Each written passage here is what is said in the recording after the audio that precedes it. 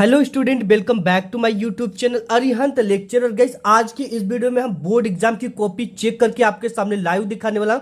अगर मैं जो कॉपी चेक करने जा रहा हूं ये एक टॉपर की कॉपी है और स्टेट टॉपर की कॉपी। अगर आप इस तरह से कॉपी लिख दोगे, चाहे जिस विचारधारा का एग्जामिनर हो, ठीक है, चाहे जितना खड़ूस एग्जामिनर हो, अगर उसके सामने ऐसी लिखी कॉपी चली जाएगी तो उसका दिल बिल्कुल पिघल जाएगा और पूरे प्यार से आपको नंबर देगा, दिल खोल के नंबर आपको लुटाएगा।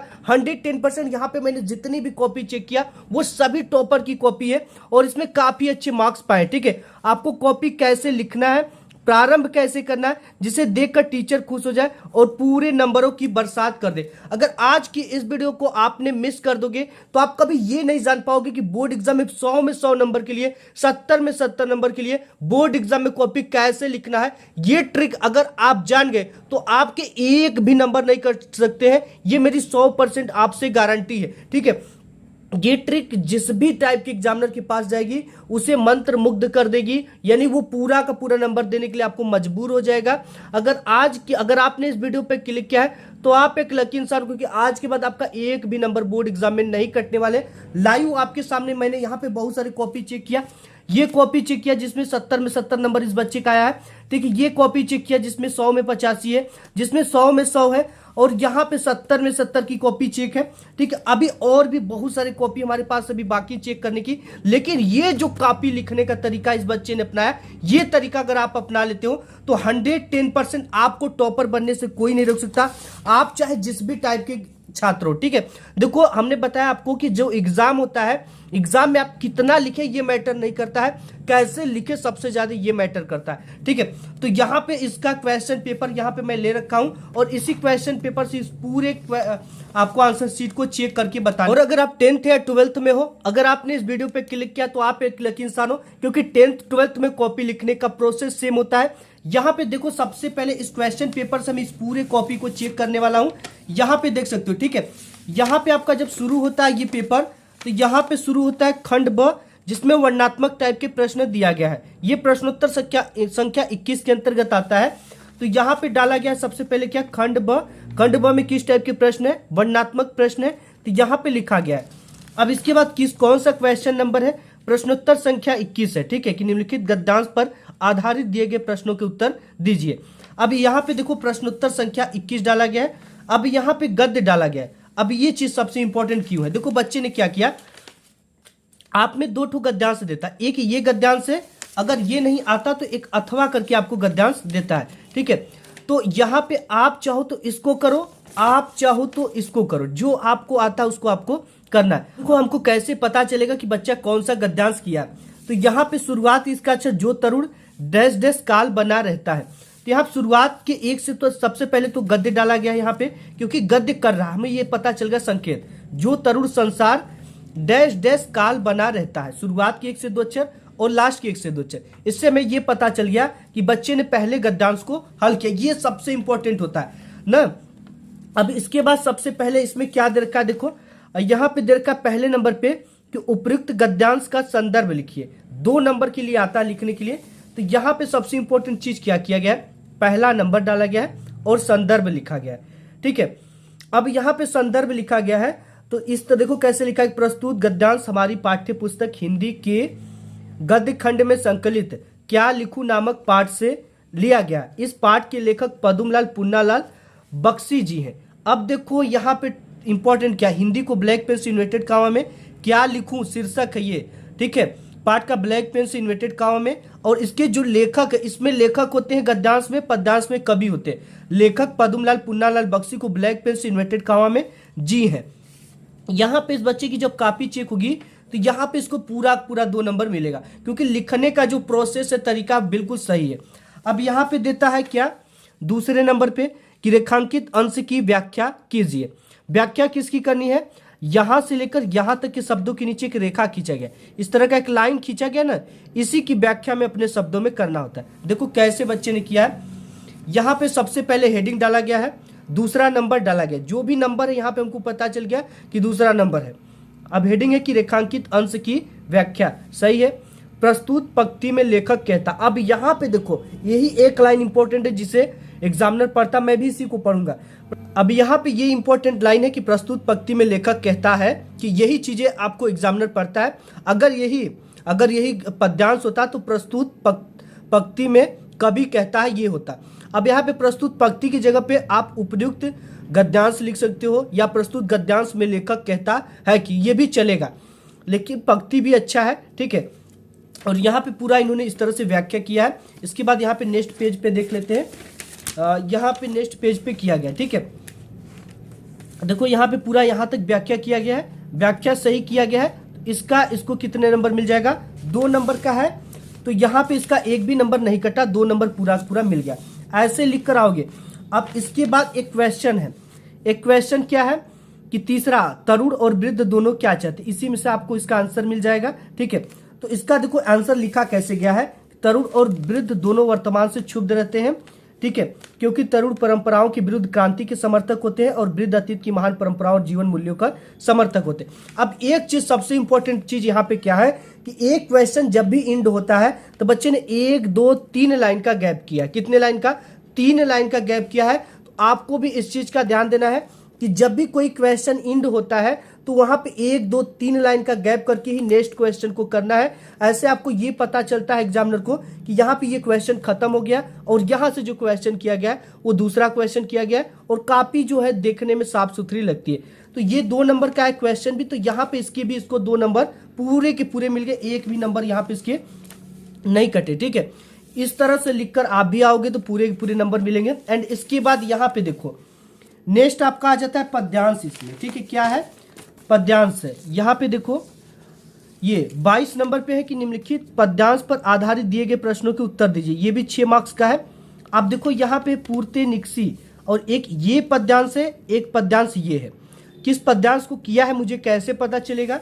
सबसे पहले बच्चे ने यहाँ पे पद्यांश उत्तर डाला। आपको ये गद्यांश में भी डालना चाहिए था कि गद्यांश उत्तर, ठीक है, सही है। प्रश्नोत्तर संख्या 22 डाला गया है जी, ये प्रश्नोत्तर संख्या 22 का किया जा रहा है। यहाँ पे देखो पद डाला गया है, इससे मुझे पता चल गया कि पूर्ते निक्सी डैश डैश जल चवे, यानी कि इसमें पहला वाला किया गया पूर्ते निक्सी डैश डैश जल चवे। अब यहाँ पे देखो पूर्ते निक्सी जल चवे, ये हमको पता चल गया, क्लियर हो गया कि कौन सा गद्यांश बच्चे ने अटेम्प्ट किया है। अब इसके नीचे क्या है? उपयुक्त पद्यांश का संदर्भ लिखिए, ठीक है। कौन सा बच्चे ने पद्यांश अटेम्प्ट किया है, उपयुक्त पद्यांश का संदर्भ लिखिए। पहले नंबर पे दिया है तो यहाँ पे पहला नंबर बच्चे ने डाला। संदर्भ यहाँ पे डाली गई हेडिंग प्रस्तुत पद्यांश हमारी पाठ्य पुस्तक। यहाँ पे देखो पद्यांश लिखा गया, उसमें क्या लिखा जा रहा था? गद्यांश, और यहाँ पे क्या लिखा गया है? पद्यांश। अच्छा है। प्रस्तुत पद्यांश हमारी पाठ्य पुस्तक हिंदी के काव्य खंड में संकलित। अब यहाँ पे पद्य खंड भी लिख सकते हो, काव्य खंड दोनों लिख सकते हो, ठीक है। काव्य खंड में संकलित वन पथ पर, ठीक है, यानी शीर्षक को ब्लैक पेन से वन पथ पर इन्वर्टेड कामा में नामक पाठ से लिया गया है। इस पाठ के रचयिता गोस्वामी तुलसीदास जी है। अब यहाँ पे देखो अगर ये पुराने कवि हैं तो इनको रचयिता लिखते हैं, और जो नए जैसे सुमित्रा नंदन पंत हो गया, ठीक है, तो इनको क्या लिखेंगे हम? कवि लिखेंगे। मैथिली शरण गुप्त हो गया, इनको क्या लिखेंगे? कवि। और जो जैसे कबीर दास जी हो गए, सूरदास जी हो गए, तुलसीदास जी, ये पुराने टाइप के कवि है तो इसको रचयिता इनको लिखते हैं, ठीक है। अगर यहीं पे कोई महिला कवि होती तो उसे कवित्री लिखते, ठीक है। जैसे महादेवी वर्मा की कोई रचना होता तो लिखते कि इस पाठ की कवित्री महादेवी वर्मा जी है। इस तरह से ये चीजें बहुत इंपॉर्टेंट है, एक एक चीज अगर ये मिस करोगे तो आपके नंबर मिस हो जाएंगे। यहाँ पे पूरा अच्छा लिखा गया है, और इस बच्चे को यहाँ पे 2 नंबर इसका मिल गया है। ब्लैक, हिंदी को ब्लैक पेन से, शीर्षक को ब्लैक पेन से, और इसके कवि जो है उनको ब्लैक पेन से लिखा गया इन्वर्टेड कामा में। अब यहाँ पे एक चीज आता है दूसरे नंबर पे कि रेखांकित अंश की व्याख्या कीजिए। दूसरा यहाँ पे रेखांकित अंश की व्याख्या कीजिए। व्याख्या किसकी करनी है? यहाँ से लेकर यहाँ तक के शब्दों के नीचे क्या खींचा गया? रेखा खींचा गया, लाइन। इसी की व्याख्या में अपने शब्दों में करनी होती है। तो यहाँ पे बच्चों ने लिखा, देखो क्या है? प्रस्तुत पद्यांश में कवि कहते हैं कि, इतना इंपॉर्टेंट है ये। पद्यांश है तो पद्यांश, गद्यांश होता तो गद्यांश लिखते। प्रस्तुत पद्यांश में कवि कहते हैं कि, अब यहाँ पे देखो अपने शब्दों में पूरा बनाकर इस तरह से लिखा गया है, और यहाँ पे देखते आगे है कि नहीं, इसका आगे भी है, ठीक है। में आंसू टपकने लगे हैं, तो यहाँ पे पूरा सही लिखा गया। इस बच्चे को 2 नंबर यहाँ पे इसका मिल गया। अब एक क्वेश्चन देता है इसमें, एक क्वेश्चन क्या है कि यहाँ पे, ठीक है, सीता जी राम जी से क्या पूछती है? तीसरा क्वेश्चन है। अब यहाँ पे देखो 1 2 3 लाइन का गैप किया बच्चे ने, कितने लाइन का, 3 लाइन। यहाँ मुझे नंबर देने भी आसानी हो गया और देखने में पता चलता है कि ये तीसरा क्वेश्चन है, तो इसका भी इसको कितना मिलेगा, यहाँ पे 2 नंबर मिल गया। ठीक है, सीता जी राम से पूछती कि अभी हमें कितनी दूर चलना पड़ेगा और हम अपनी कुटिया कहाँ बनाएंगे। ठीक है, यही क्वेश्चन उनका रहता है, 2 नंबर। अब यहाँ पे बच्चा प्रश्नोत्तर संख्या 23 डाल रहा था, बट यहाँ पे किया नहीं। ठीक है, देखते हैं आगे क्या किया है। यहाँ पे किया, वो जानता था कि यहाँ पे संदर्भ तक नहीं हट पाएगा, तो उतना छोड़ देना चाहिए। बच्चे ने जल्दबाजी में शायद काट नहीं पाया। अब देखो 23 नंबर में आता है आपका क्या, कि निम्नलिखित संस्कृत गद्यावतरणों में से किसी एक अवतरण का संदर्भ सहित हिंदी में अनुवाद कीजिए। यहाँ पे 2 नंबर संदर्भ लिखने का और 3 नंबर हिंदी में अनुवाद करने का, टोटल यहाँ पे आपको 5 नंबर मिलते हैं। तो यहाँ पे संस्कृत गद्यांश उत्तर लिखा गया, जो कि काफी अच्छा है, 23 नंबर में है। इसका हमें क्या लिखना है, संदर्भ लिखना है और हिंदी में अनुवाद करना है। तो संदर्भ के लिए 2 नंबर मिलेगा। तो देखिए क्या है, संस्कृत गद्य डाला गया है संकेत के रूप में, सबसे अच्छा काम किया गया है। हमें यह पता चल गया कि बच्चे ने पहला वाला किया है। देखो यहाँ पे नागरिक बहुकाल डैश डैश 10 रुपये कारी दत्तानी। ठीक है, तो यहाँ पे किसको किया गया, 10 रुपये कारी दत्तानी नागरिक पहले वाले को किया गया, क्योंकि 2 ठो देता है तो हमें क्लियर हो गया कि पहले को बच्चे ने हल किया है। तो यहाँ पे इसको लिखना कैसे, यहाँ पे सबसे पहले बच्चे ने यहाँ पे संदर्भ डाला, संदर्भ में प्रस्तुत संस्कृत गद्यावतरण हमारी पाठ्य पुस्तक, इसमें देखो क्या लिखा गया है, संस्कृत गद्यावतरण, ये बहुत इंपॉर्टेंट, प्रस्तुत संस्कृत गद्यावतरण हमारी पाठ्य पुस्तक हिंदी के संस्कृत खंड में संकलित प्रबुद्धो ग्रामीण, इसके शीर्षक को ब्लैक पेन से नामक पाठ से लिया गया। इसमें नागरिक के हार का वर्णन किया गया, ये सबसे जान डाल दिया इसमें, ये भाई बच्चे ने अलग कर दिया। इसमें नागरिक के हार का वर्णन किया गया और इसी चीज को एग्जामिनर चाहता है कि जो भी आप गद्यांश हो, ठीक है, जो भी गद्यांश हो उसमें क्या क्या चीजें बताई गई है। इसमें नागरिक के हार का वर्णन किया गया है, इसमें वाराणसी के घाटों की प्रशंसा की गई है, इसमें मनुष्य के मतलब कि हंस से तुलना करते हुए मनुष्य के आलस्य की तुलना की गई है, और यहाँ पे बताया गया कि कौन किसका सही मित्र कौन होता है। ये चीजें सबसे इंपॉर्टेंट है। यहाँ पे लिखा गया कि इसमें नागरिक के हार का वर्णन है, तो इस बच्चे को 2 नंबर यहाँ पे मिल गया। ठीक है, अब है हिंदी में अनुवाद। तो यहाँ पे हिंदी में नागरिक ने बहुत समय तक सोचा, परंतु वह पहली का उत्तर देने में समर्थ न हुआ, तो ये सही लिखा गया। इसका 3 नंबर यहाँ पे इसको मिल गया, यानी टोटल 5 नंबर का था, तो इसे 5 नंबर पूरा का पूरा यहाँ पे मिल गया। ठीक है, एक भी इसके नंबर कट नहीं हुए। अब यहाँ पे आता है आपका 24 नंबर क्वेश्चन, देखते हैं नेक्स्ट पेज पे। देखो यहाँ पे 24 नंबर में क्वेश्चन है कि निम्नलिखित संस्कृत पद्यांशों में से किसी एक का संदर्भ से हिंदी में अनुवाद कीजिए। 2 नंबर संदर्भ लिखने का, 3 नंबर हिंदी में अनुवाद करने का, टोटल यहाँ से 5 नंबर आपको मिलने वाले। ठीक है, पहला कि नीर चीर विवेके हंस लास्यम तोमे तनुसे चेत, इसको हमको क्या करना है, यहाँ पे देखो लिखना है। सबसे पहले बच्चे ने संस्कृत पद्यांश उत्तर लिखा, काफी अच्छा है देखने में। ठीक है, ये बहुत इंपॉर्टेंट चीज है। प्रश्नोत्तर संख्या 24 डाला गया है। जी श्लोक, देखो यहाँ पे ये क्या है, श्लोक कर रहा है, तो यहाँ पे श्लोक लिखा गया है क्योंकि ये श्लोक है संस्कृत का। ठीक है, श्लोक संकेत दिया गया नीर क्षीर डैश डैश पालिस्यति क, यहाँ पे इसका शुरुआत के 1 से 2 अक्षर, लास्ट के अक्षर, तो हमको पता चल गया कि बच्चे ने इसको किया है।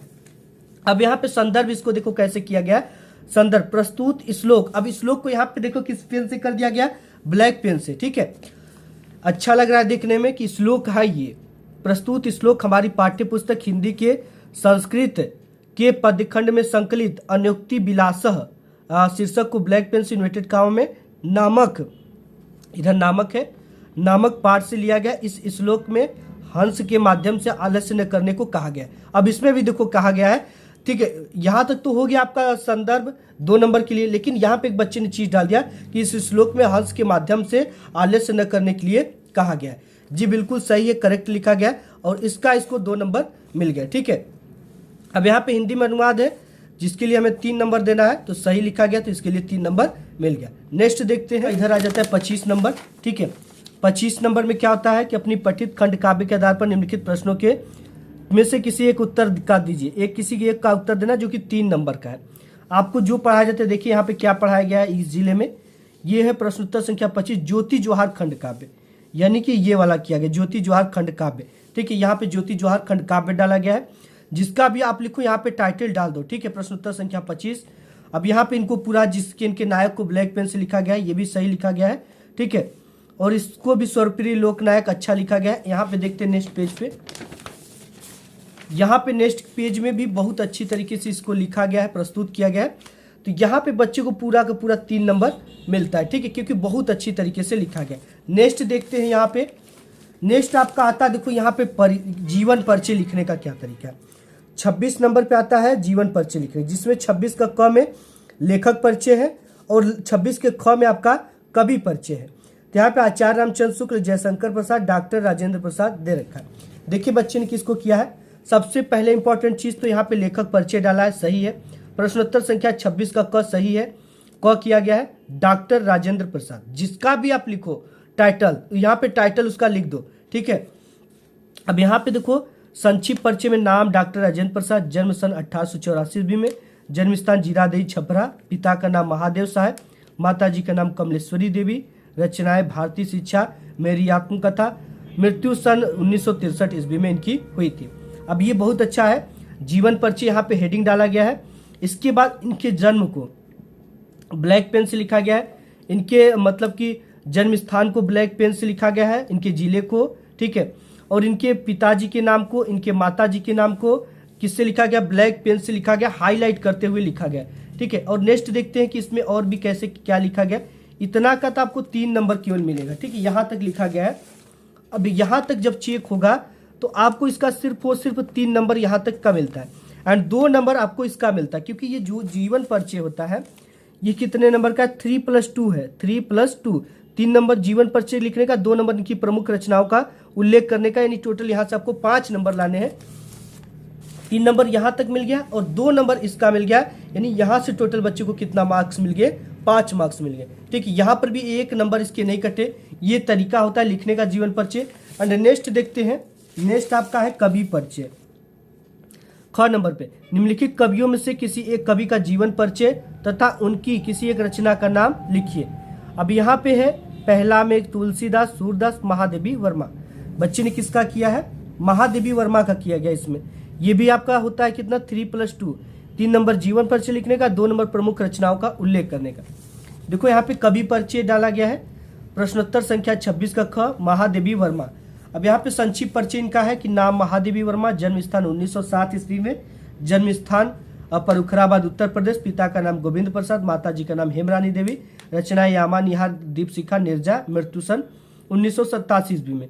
अब यहाँ पे जीवन परिचय हेडिंग डाला गया है, आधुनिक मीरा के नाम से प्रसिद्ध महादेवी वर्मा का जन्म सन 1907 ईस्वी में उत्तर प्रदेश के परुखराबाद में हुआ था। अब इनके जन्म को ब्लैक पेन से, इनके जन्म स्थान को ब्लैक पेन से, इनके पिताजी को नाम को ब्लैक पेन से, इनके माताजी को नाम को ब्लैक पेन से यहाँ पे लिखा गया है। एंड इसके आगे हम देखते हैं, इसके आगे देखो यहाँ पे इनकी यहाँ पे कुछ चीज लिखा गया, कुछ प्रमुख रचनाएं, इनका उच्च शिक्षा कहाँ पे हुआ, इनका विवाह किसके साथ हुआ, क्या ये बनी थी, इनकी मृत्यु को ब्लैक पेन से लिखा गया है यहाँ तक। और यहाँ पे देखो महादेवी वर्मा की प्रमुख रचनाएं यामा निहार दीपशिखा रश्मि सांदगीत गिल्लू इत्यादि। तो इसके पूरे हमने 5 नंबर दे दिए, क्योंकि लिखने का जो तरीका है ये सबसे बेस्ट तरीका है एंड न्यू पैटर्न का तरीका है। तो काफ़ी अच्छा लगा इनका देखकर ये जीवन परिचय लिखने वाला तरीका। नेक्स्ट देखते हैं, नेक्स्ट आपका देखो क्या आता है। नेक्स्ट अपना आता है 27 नंबर क्वेश्चन कि अपनी पाठ्य पुस्तक से कंठस्थ किया हुआ कोई एक श्लोक लिखिए जो इस प्रश्न पत्र में ना आया। ध्यान देना, ना आया 2 नंबर के लिए है। यहाँ पे बच्चों ने प्रश्नोत्तर संख्या 27 श्लोक कर रहा है, तो श्लोक यहाँ पे श्लोक लिखा है, माता गुरुत्वा भूमि खात पीतो चतरस्तता मन शीघ्रतम वाता चिंता बहुतरी त्रिणात। इस यहाँ पे लिखा गया श्लोक। देखो श्लोक लिखने का तरीका क्या, ये सबसे बेस्ट तरीका।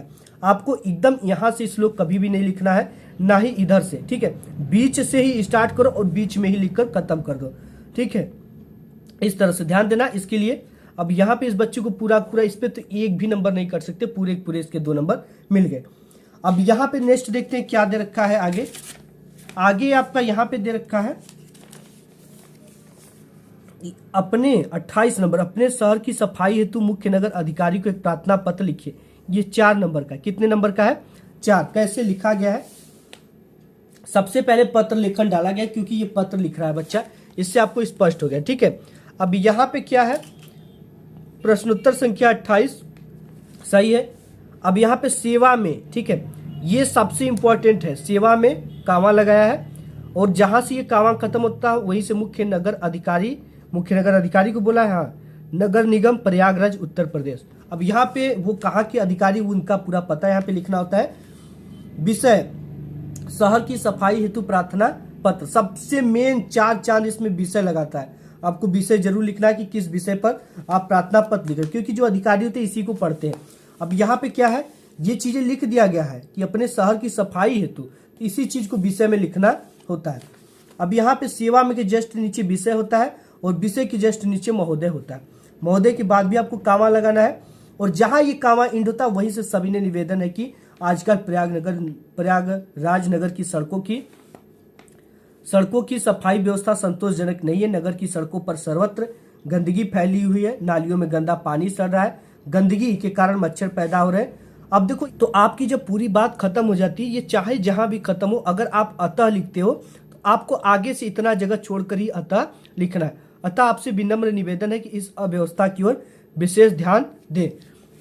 धन्यवाद। और यहाँ पे आपको दिनांक डालना है, ठीक है। भवदी नाम नहीं लिखना है एग्जाम में, ठीक है। और यहाँ पे भवदी इसमें लिखा जाएगा। जब किसी अधिकारी को आप दोगे पद तो भवदी लिखोगे, और किसी शिक्षक को देंगे, प्रधानाचार्य को लिखोगे तो उसमें प्रार्थी लिखोगे, आपका शिष्या लिखोगे, आपका आज्ञाकारी शिष्य लिखोगे। लेकिन यहाँ पे प्रार्थी भी लिख सकते हो, भवदी भी लिख सकते हो, नाम नहीं लिखना है एग्जाम में। और यहाँ पे आपका पता होना चाहिए ब्रैकेट में, ठीक है, कि आप कौन हो और कहाँ से दे रहे हो, पता जरूर होना चाहिए। तो यहाँ पे बच्चे ने सब कुछ अच्छा किया है। तो ये 4 नंबर का है, तो इस बच्चे को यहाँ पे 4 नंबर पूरा मिल गया, ठीक है। क्योंकि यहाँ पे अब कैसे काटोगे नंबर, आप ही बताओ। बिल्कुल अच्छी तरीके से लिखा गया है, सब कुछ का पालन किया गया है, लिखने के सही रूल को फॉलो किया गया है। तो नंबर कहाँ पे कटेंगे, ये तो हो गया, इसका 4 नंबर यहाँ से मिल गया। अथवा में एक देता है कि अगर ये नहीं आता तो आप इसको भी कर सकते हो। 29 नंबर क्वेश्चन आता है कि निम्नलिखित प्रश्नों में किन्हीं 2 प्रश्नों के उत्तर संस्कृत में दीजिए। 1+1 होता है, यानी 1 का उत्तर दोगे तो 1 नंबर, 1 का दोगे तो 1 नंबर। देखिए कौन सा बच्चा किया है यहाँ पे, इसको हम पलटते हैं। अब यहाँ पे देखिए डाला गया प्रश्नोत्तर संख्या 29। अब यहाँ पे देखो क्या है, प्रश्नोत्तर संख्या 29 में किसी 2 क्वेश्चन का आंसर आपको देना है। तो हमको कैसे पता चलेगा, चार्ट तो दिया कि किसका आंसर बच्चे ने दिया। अब यहाँ पे देखो क्या किया गया है, यहाँ पे दूसरा किया है बच्चा ने, तो दूसरा यहाँ पे डाला, इससे हम लोग का समय का बचत होता है। अब देखिए दूसरा नंबर क्वेश्चन क्या है, नीरज क्षीर विवेक हंसम स्वकुल व्रतम पाल्यति। तो यहाँ पे नीरज क्षीर विवेक हंस स्वकुल व्रतम पाल्यति, बहुत सही लिखा गया, 1 नंबर इसका मिल गया, ठीक है, 1 नंबर। अब यहाँ पे अब कौन सा क्वेश्चन किया है, चौथा। देखो सबसे महत्वपूर्ण यही चीज है, चौथा क्वेश्चन क्या, अलचंद्र क आसित। अब हमको पता चल गया कि चौथा क्वेश्चन ये किया। वैसे तो हम खोजते कि भाई कौन सा क्वेश्चन और किसका आंसर लिखा गया। चौथा देखो यहाँ पे पहला नहीं किया है तो पहला नहीं लिखा, दूसरा किया है, ये नहीं कि यहाँ पे पहला करे तो पहला लिख दे, दूसरा किया तो दूसरा, और चौथा किया तो चौथा। अलचंद्र यमन राजा आसित, ये भी करेक्ट है। और यहाँ पे इसका 1 नंबर इसका और 1 नंबर इसका, यानी यहाँ से इसके पूरे के पूरे 2 नंबर मिल गए। अब यहाँ पे 30वां नंबर क्वेश्चन है कि निम्नलिखित विषयों में से किसी एक विषय पर निबंध लिखिए। जनसंख्या वृद्धि की समस्या और समाधान, वृक्षारोपण का महत्व, जीवन में खेलकूद की उपयोगिता, सदाचार, पर्यावरण प्रदूषण की समस्या और समाधान। देखते हैं कि बच्चे ने किस पे लिखा है। तो यहाँ पे निबंध लेखन सबसे पहले डाला गया, बहुत अच्छा। प्रश्नोत्तर संख्या 30, बहुत सही। जनसंख्या वृद्धि की समस्या और समाधान पे लिखा गया, यानी कि यहाँ पे ये पहले नंबर पे है, पहले नंबर पे। तो यहाँ पे एक चीज मिस्टेक है कि यहाँ पे पहला नंबर डाल देना चाहिए। वैसे हम देख लेंगे कि क्या है। अब यहाँ पे देखो बच्चे ने सबसे पहले कोटेशन लिखा है, बहुत गजब का काम है भाई। बेरोजगारी, अशिक्षा और बीमारी से होगा बुरा हाल, जनसंख्या वृद्धि पर जब तक नहीं लगेगा लगाम, ठीक है। ये हमारी इस तरह से लिखा गया है, बहुत गजब लिखा गया है भाई। जिसके भी सामने ये जाएगी कॉपी वो बिल्कुल मजबूर होकर पूरा नंबर देगा। देखो कोटेशन को जब भी लिखना है, इधर से लाइन, इधर से सादा पेज छोड़कर बीच में लिखा जाता है और इसे ब्लैक पेन से लिखा जाता है। रूपरेखा, ये पता चलता है कि इस हेडिंग के पूरे अंतर्गत इस पूरे निबंध को कवर किया गया है। जैसे यहाँ पे प्रस्तावना, भारत में जनसंख्या वृद्धि, जनसंख्या वृद्धि से हानि, जनसंख्या वृद्धि को रोकने का उपाय, लास्ट हेडिंग उपसार। प्रस्तावना यहाँ पे डाला गया, जैसे आप सब कुछ देख लो, ठीक है। अभी मैं केवल आपको दिखा दूं, ये सही है, यहाँ पे तक लिखा गया है ये, ठीक है। आगे देखते हैं, यहाँ पे आगे है, ये उसके बाद का है, भारत में जनसंख्या वृद्धि, दूसरी हेडिंग है। और यहाँ पे कुछ चीजें जो है उन्हें ब्लैक पेन से लिखा गया है, जिसे दूर करने का उपाय वगैरह, ठीक है। ऐसे आपको भी लिखना है। एंड यहाँ पे नेक्स्ट देखते हैं, यहाँ पे फिर एक कोटेशन है कि अंधविश्वास को तुम इस तरह से गले मत लगाओ, बच्चों को ईश्वर का उपहार बताकर जनसंख्या मत बढ़ाओ। बहुत अच्छा है, इस तरह से लिखा गया है, इसे ब्लैक पेन से बीच में लिखा गया है। जनसंख्या वृद्धि से हानि है यहाँ पे। और यहाँ पे देखते हैं नेक्स्ट आपका है ये चीजें, जनसंख्या वृद्धि को रोकने का उपाय, ये भी तरीका बेस्ट है लिखने का। ठीक है, अब इसके बाद इधर देखते हैं, इधर बच्चे ने उपसहार लिखा गया है जो कि बहुत अच्छा खासा लिखा गया है। अब इसका पूरा का पूरा 7 नंबर मिल गया, यानी कि इस बच्चे को एक भी नंबर नहीं कटा। अगर ऐसे आप कॉपी लिख कर आओगे तो आपके एग्जाम में एक भी नंबर नहीं कटेंगे। हमने बहुत सारी कॉपी चेक किया, यही नहीं एक यहाँ पे कॉपी मैंने और भी चेक किया था, इसमें भी बहुत अच्छा खासा लिखा गया था। ठीक है, तो इस तरह से अगर आप लिख कर आओगे तो आपके बोर्ड एग्जाम में एक भी नंबर नहीं कटेंगे। आज की इस वीडियो में बस इतना ही, मिलूंगा एक नेक्स्ट वीडियो में, तब तक के लिए धन्यवाद।